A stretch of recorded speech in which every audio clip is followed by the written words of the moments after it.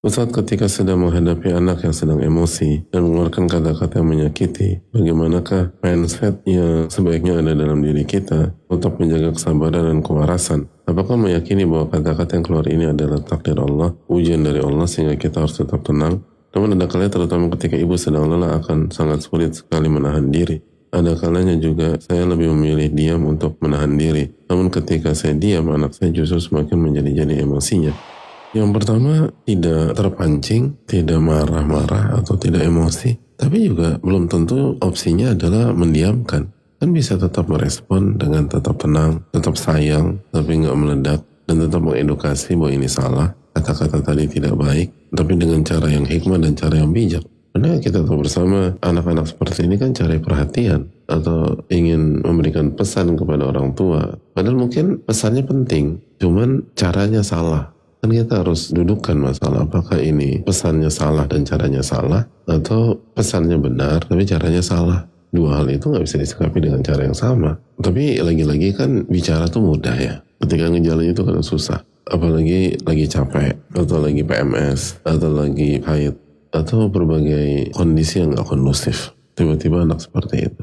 Maka yang pertama kita harus lakukan tindakan preventif, yaitu dzikir pagi. Dan menggunakan waktu pagi sebaik mungkin dan seefektif mungkin. Karena waktu pagi itu menentukan. Waktu pagi itu modal menghadapi detik-detik berikutnya. Makanya ulama klasik kan mengatakan hari itu ibarat unta. Jika Anda bisa kendalikan kepalanya, itu seluruh tubuh unta akan ikut.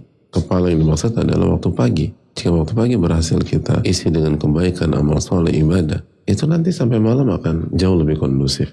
Makanya waktu pagi pastikan kita mulai dengan qabliyah subuh, lalu sholat subuh, zikir pada sholat, zikir pagi, lalu jaga kajian pagi yang kembali mengingatkan kita kepada Allah Subhanahu wa Ta'ala. Baru setelah itu aktivitas. Itu sangat penting gitu loh.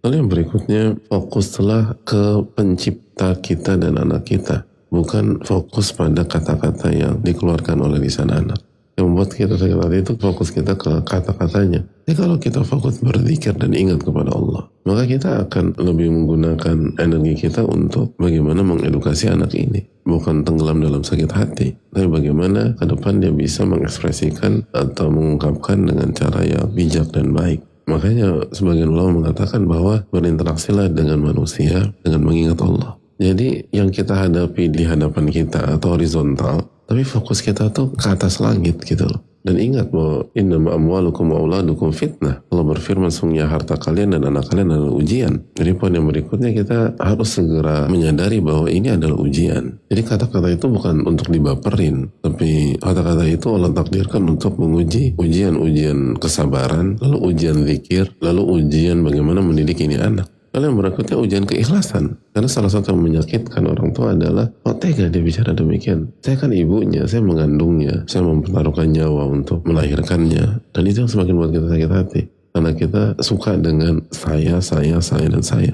Dan kalau kita mengerjakan ini semua bukan untuk diri kita, tapi untuk mengharapkan wajah Allah Subhanahu wa Ta'ala. Mau anak ucapin apapun, kita tetap dapat pahala kalau kita ikhlas. Mau anak bicara apapun, kita tetap mendapatkan keberkahan jika kita ikhlas. Nah, ini ujian keikhlasan. Dan yang berikutnya harus membuat kita lebih semangat lagi mendidik mereka. Berarti apa yang kita lakukan selama ini belum cukup. Harus extra miles untuk mengingatkan, untuk bersama, untuk mensensor. Lalu yang berikutnya evaluasi apa yang dia dengar dan apa yang dia lihat. Karena kalau ini bukan berasal dari orang tua, maka orang tua berarti kecolongan. Dia bisa lihat dari social media atau lihat temennya, atau bisa jadi kita. Jika dia lihat orang tuanya ribut, lalu kata-kata itu keluar.